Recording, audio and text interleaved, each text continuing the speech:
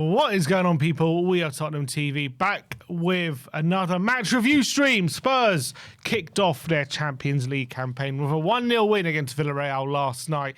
In what was a very, very important victory. I'm here with Brian Daigle for today's stream, and we're going to be going through what was a hard-fought game, let's say, against Villarreal. Very close game. Ben's still not here, as he looked after his newly born daughter, which was born over the weekend. Who was born over the weekend? Brian, no, how are we today? How are we feeling? We're good, mate. We're good. I'm enjoying the winning. I'm enjoying the clean sheets. The weather is great in Toronto, and life is good, buddy. Life is good. How are you and everything? Yeah, look, things are going well. Things are good, and I think everyone's pretty happy with how things have kicked off.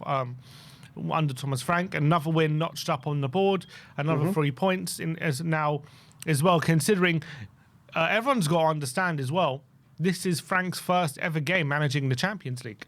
Like, that goes under the radar. Like, he's been at Brentford, obviously, who've had their own, ambitions, and what he's done with them is fantastic, but this is uncharted territory for Frank. Not even just being in the Champions League, just purely playing 2 games a week, like regularly.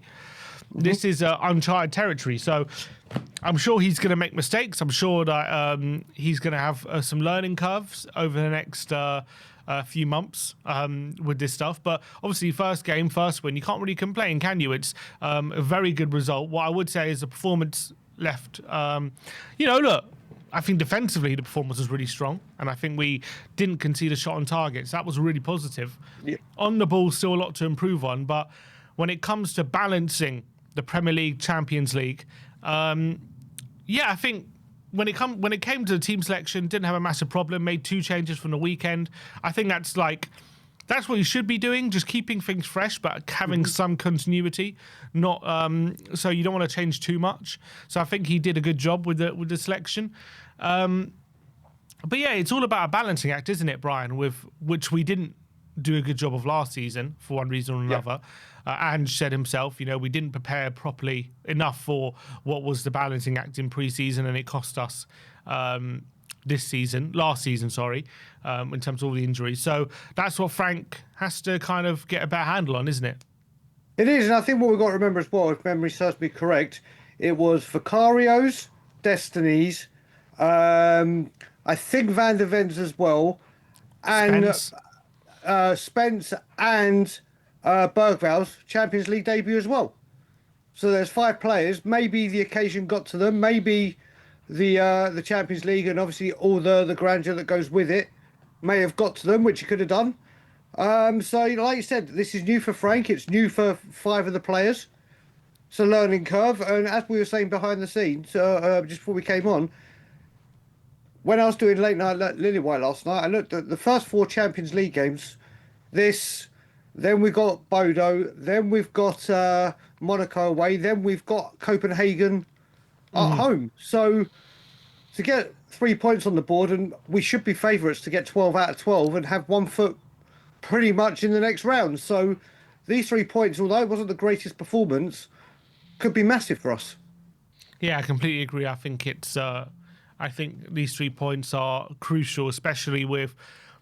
You look at our fixtures in the Champions League, this is obviously one up there with one of the tougher ones. You got Dortmund there, you got PSG there, but apart from those 3 teams, or the other ones, you could argue we're going to be big favourites for, and we're going to be we should be beating fairly comfortably. So to have these guys at the start and winning the game, even though it wasn't the best performance, is crucial for our ability to get into that top 8 and to kind of miss that game out in February, which would be absolutely fantastic. When it comes to lining the load for the squad, in terms of the amount of games and stuff, I think it was absolutely massive to do that last season in Europa League. Obviously, we did it quite comfortably in the end.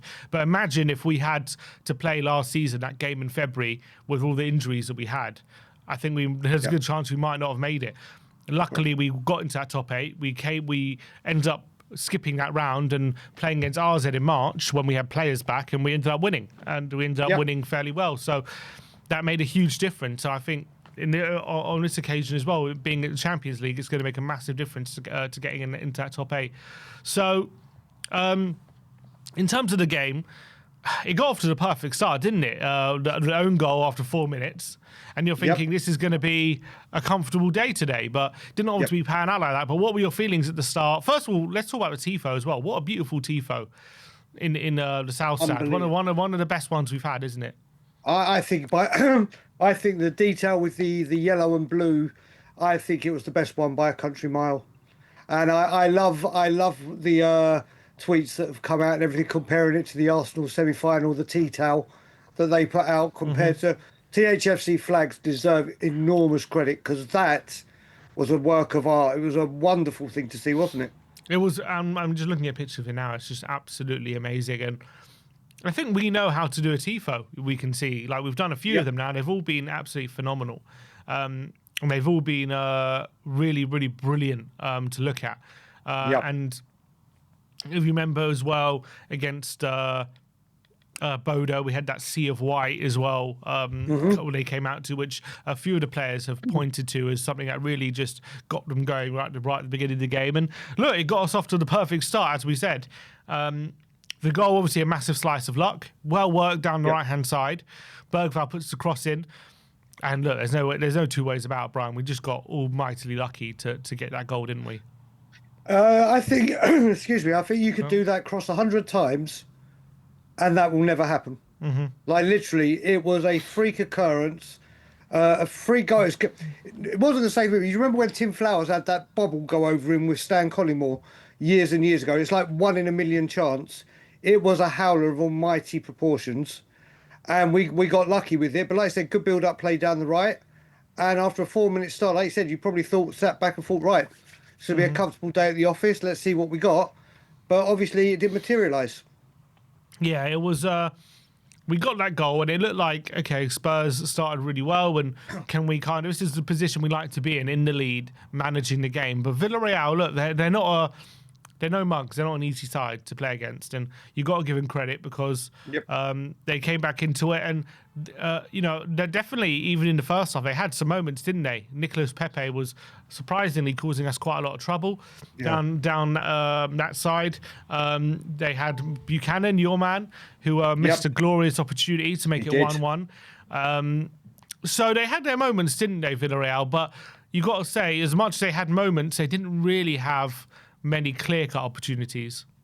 No, I mean, the thing I'm taking with this as well is obviously when Ange came in last season, or when he came in, his main thing was start getting Spurs playing attacking football, free-flowing, and change it from ultra-defensive to ultra-attacking, which he did. That's what he did. But obviously when Frank has come in, the defence has been such an issue over the last few years. It was like, right, sort this defence out. And then basically work the other way round. And obviously, the team shape and everything has been great since Frank's been here. Obviously, we'll speak later on about going forward what needs to improve. But defensively, I feel a lot more confident going into games. And if we go 1-0 up, I'm confident we're not going to concede at the moment. And I have every right. We all have every right to at the moment. So getting that goal was vital. But like you said, they had their opportunities, but none of them were really clear cut, were they? Yeah, I mean, at the end of the day, Vicario didn't have a save to make the whole game. They didn't have a single shot on target, and you got to credit the defence for that, and you got to credit Frank for that as well, for the way he set us up and the way that even against a good Villarreal side, look, as I've said, they finished 5th last season in La Liga. They're currently 4th in the league early in the season, so they've had a decent start to their league campaign as well. And yet they couldn't even get a shot on target off our ground, considering that Frank is only new in the job. How he's got this team defending is very, very impressive. So credit to him and for that. So first half, it was quite an even game, I would say. And we had a couple of moments. I think Sarr had a shot, which was saved. We had a couple of set pieces, which looked threatening, but never really tested their keeper as well. I'm trying to think of too many clear-cut opportunities we had as well. I can't remember too many. Obviously, we had the lead. Second half was a peculiar one, though, because it just seemed as though we became extremely sloppy in that in that second half. Romero was giving away some really sloppy passes in the middle. Same with Charlatan, same with Kudus. they were trying things in dangerous areas which wasn't coming off, and it seemed as though we were inviting Villarreal to come on to us. Luckily for us, I mean, I wouldn't say luckily, because I thought a lot of it was down to just some good defending, but they didn't really threaten too much. Again, Pepe had another effort which went through Van der Ven's legs, whistled just past the post, and then they had that moment which I think we all had our hearts in mouths with, when they play a ball over the top to Migatadze. He's 1-on-1 with the keeper, but Van der Ven brings him down just outside the penalty area, it turns out. And it looked like, is it going to be a red card? Is it going to be a penalty? A lot was going through our minds. Luckily for us, it was a yellow card and a free kick. But that was the moment, wasn't it, where it could have gone pear-shaped? Yeah, it was. I mean, first of all, Steve, just forgot. I think in the first half as well, there were some great moments with some great build-up play. But then when it got to the final third, it just petered out. And then in the second half, it was just getting it through the midfield was just really sloppy, wasn't it? Even Frank came out and said we just kept giving the ball away. I think Bentancur did some wayward passes as well. I think some of his change of direction and his movement was great, but some of his passing was sloppy. We just could not get past into that final third for parts of the second half. But you're right, that moment where when the Villarreal went through, it did look like, oh my God, we could be in trouble here. And then Van der Ven took one for the team. A lot of people saying that they thought it was a red, but I don't think it really was. The ball was going that way away from the goal. If there was anyone that deserved a red, in my opinion, Xavi Simons is a very, very lucky man with that second tackle. I don't know how that wasn't a second yellow, but thank God it wasn't. But yeah, that was the moment, Sim, and thankfully they didn't punish it. Yeah, I think they were. I mean, just touching on the referee, I was getting so frustrated with him throughout the game. I think for both sides, he didn't have a particularly good game, to be honest, making some very bad decisions. But yeah, Xavi, 100%, I agree with you. He was lucky to stay on the pitch. Although I thought the first yellow was a bit harsh. Second yellow should have been a yellow. And on that basis, I mean, yeah, 9 times out of 10, that's a yellow. So he was very, very lucky to have stayed on the pitch at that time. But Villarreal were, look, they definitely came back into it a lot more second half. They were probably the better team, albeit I never really felt they were going to score. Like, I never really, I never had that, anxiety feeling like, oh, they're going to score any moment, because I thought we kept them at arm's length for the majority of that half, even when they were on top, and they made a lot of subs. The only frustrating thing was we just couldn't seem to get out, and we couldn't seem to build up any attack of our own, and we couldn't seem to get into their half and create any sort of opportunities. That was kind of the frustrating part. But in terms of defensively, I did feel comfortable. How were you feeling during that second half? Yeah, thankfully, I do feel comfortable at the moment. Off the start we've got. The only goal we've conceded, which could have been more at Bournemouth, could have been way more if it hadn't been for Vicario, has been a deflected goal, obviously, from the Bournemouth defeat. Set piece defending, very comfortable. And in defence in general, I mean, it breeds confidence in the defence right now, doesn't it? If we do score, that we can see it through, which is refreshing for us. The one thing I will say again, the only worrying thing for me with Villarreal was actually before kickoff when I saw Ayoe Perez there, because he always scored against us, didn't he, for Newcastle, and he did for Leicester as well. I was like, oh no, he's going to score, and I was delighted when he went off.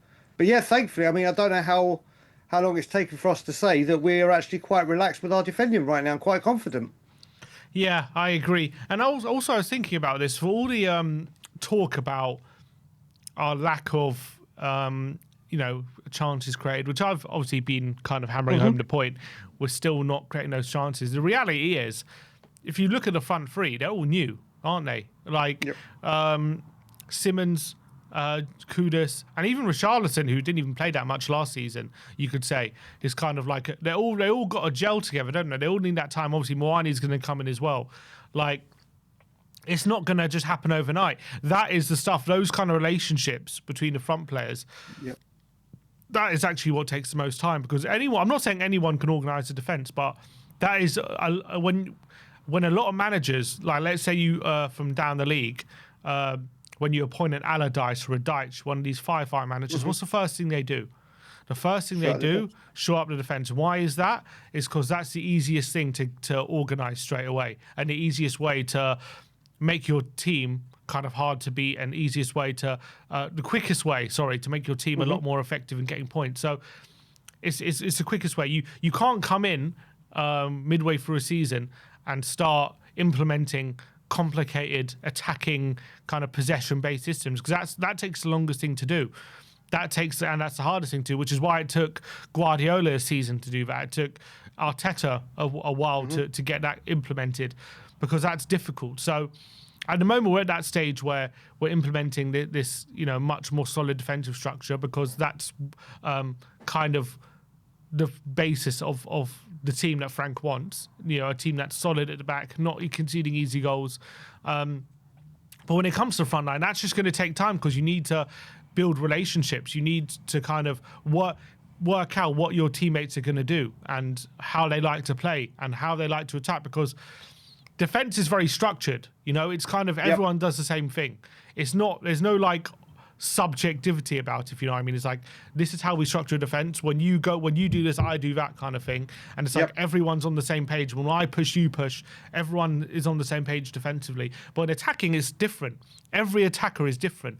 So you got to play to their strengths. Kudus likes the ball to feet, so you got to treat him differently to Brennan, who likes to run in behind. Like, you can't treat every attacker like they're the same player. So that just takes time to build relationships and time to work out how each other play and know their game. When it's defense, you don't need to know each other's game. That's all about just sticking to a system, right? But when it's attack, it's very different. You're right, Sid, but also I think what we looked at, we're literally been relying on Richarlison, this season because of Solanke's injury. We've used Tell, obviously, so Richarlison can have a rest. I still say, with Solanke, with Simmons and Kudus behind either side of him, this is perfectly set up for him to actually be a regular goal scorer for us. But obviously, this injury, which is worse than feared, who would have thought, is having an impact. Obviously, Kolo Muani needs to get up to speed. We don't think Tell is a striker already to be a striker.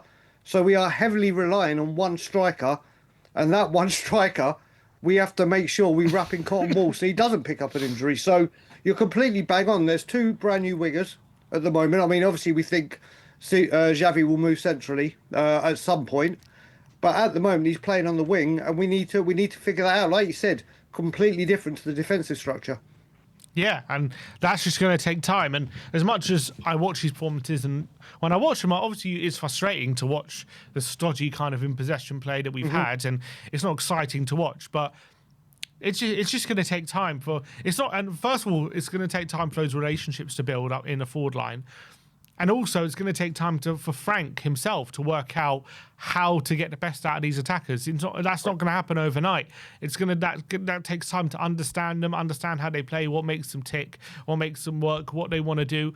Also, how to profile them. They might see themselves as one thing, but maybe Frank will profile them in a different way. You know, he's done that with many players. You see, Wissa was started off when he came to Brentford as a winger, and he moved him up front because he said, no, you're better as a striker. You know, Sade's been playing up front recently in a 2 when he's come as a winger. Like, that all takes time. He needs to work out. He needs to look at the players. He needs to see how they play and what works, what doesn't work. And the whole part of that process is not just seeing what works, it's also seeing what doesn't work, isn't it? So you've got to see it not working to know it doesn't work, and then you can change it. And that's kind of that's the process he's in right now. Well, there's a saying, isn't there? You don't know what you don't know. And when he does this right now, like I said, I think Brighton will be a huge test, and we'll talk Brighton obviously later on in the week. He'll learn from what he did in Bournemouth. He'll be like, right, I can't do this, because you only learn from your mistakes, don't you? So he, as you said, as it goes on, and we've got to remember, he's literally been here 2 months. He's literally been here 2 months. It's a work in progress. But like we said, the defence is on lockdown. I was saying last night, like Spence goes another person to the penitentiary, I think every time Frank keeps a clean sheet, we should do Frank. I think Frank needs to start building his own penitentiary for clean sheets. 100%. But this is the thing, that as you said, you don't concede, you don't lose. And I'm enjoying the winning and the clean sheets at the moment, and long may it continue. Yeah, and Frank said he's got no doubt that this team is going to score goals. He said that yesterday. He's looked at the team. He's like, he's got no doubt that when we get playing, we've got goals in us, and we've got good attacking players who are going to be able to score goals regularly. But right now, the big focus is on shoring up that back line, making sure we're doing the right things at the back, and then once we're in a way where that's consistent, and it looks like we're getting that way at the moment, but it's consistent and we're doing the right things, everyone's making sure they're doing their jobs, then we can start kind of seriously working on how do we get the best out of these attacking players, how do we be more offensive, and all those kind of things. And that's probably the right thing to do, considering where we were last season and what needed changing, what needed improving, what needed completely kind of ripping up and starting again. It was probably how we defended, and I can acknowledge that. So I think Frank is doing what needs to be done, and that's all well and good. But there's no point as well denying the fact we're what we're seeing on the pitch. What we're seeing on the pitch is a team at the moment defending well, but relying on kind of set pieces and maybe a bit of individual brilliance to kind of win games at the moment. And that's fine in the short term, but obviously we need to see improvement down the line. Yeah, no, listen, I can agree with that completely. Like we said, I mean, we go into this, and like you said, improvement is needed. Improvement will come. I still don't think he's actually, in any game since the window was closed, all right, there's only been the West Ham game, and I don't think he's been able to play what he deems as his best 11, whether it be in a 4-3-3 or he sees it as a 4-2-3-1, maybe even a 3-5-2. I don't think, personally, myself, Thomas Frank has seen what he's got in his mind as his first choice 11 going forward. It could be with Solanke in it, for all we know. And when he actually gets that, then we'll start seeing. My only point will be as well is it's fantastic to see what we're seeing while we're winning, but if we're playing like we did yesterday and we don't win, you will hear a lot more grumblings, I assure you. People will start people will start to say things. Of course, I mean that's the nature of the beast, isn't it? That's the nature of the beast. I've seen people that haven't been happy that we're winning, or they're happy that we're winning, but now going, my God, it's not a good watch. But then when we were playing like we were last season and losing, they're like, well, why can't we defend? Why can't we defend set pieces? Why can't we? So it's finding that balance between the two, isn't it? And if I had the choice, I'd rather be winning ugly than playing well and losing or drawing. That's for damn sure. And like we said, if we lose, let's say we lose Brighton, which I don't think we will, then of course you're going to hear mumblings if we perform like that, and that's warranted. That's warranted, but I just hope that we get to speak more about winning like this rather than losing like this. I think that's obviously every single Spurs fan. In terms of just the Champions League over like campaign getting off to a win, how much do you think Frank, you know, given that was his first Champions League game that he's ever managed, you know, getting that win over the line, how much of a boost do you think that the club, the team and the squad will get, feeling like they're at home in this competition, getting that win so quickly? Like Frank being at home as well, managing at this level. Mate, we can say new Champions League manager bounce, can't we? And we're still on the new chairman bounce. 2 wins. So it's all good as Spurs. Yeah, 100% record in a Levy-less era. And clean sheets. And clean sheets, Haven't mate. conceded a goal since Levy left. Exactly. So you look at it, like I said, to get that first Champions League win and under your belt straight away with the first game, like I said, Thomas Frank's first game in the Champions League, win. It doesn't matter how you do it, winning is winning. And it's look, at the moment, Spurs should be feeling very, very confident every time they step on the pitch with how the season has started, and only that one game to Bournemouth as a blotch on the playbook so far. Spurs should be when we go into games now, they should be so confident. Let's just say we go 1-0 up early at Brighton. Yes, it's going to be a difficult game, but I will feel a lot more relaxed than I did in previous seasons, even with Jose and Conte, that this Spurs defence could see the game through. Yeah, absolutely. Yeah, and I think Frank is made a very good start to life when to Tottenham, and I think the most important things is he's just taking care of the little details, the corners, the set pieces, when the defensive structure, the long throws, all these things that maybe were neglected previously. I think he's kind of hyper focused on early on, getting those key marginal gains getting those kind of things that make the difference. I feel. Yep. A lot of the time. Those things get overlooked, and I think that's Frank is getting these things over like to a really good standard, and that's really important. But obviously, we need to kind of see more in possession, and that's obviously hopefully will come. That will hopefully come. But all right, that is the match review of the Villarreal game. Not much to talk about on the game specifically because not much happened. But I'm surprised it made it that long. Yeah, I'm somehow surprised it made it that stretched long, buddy.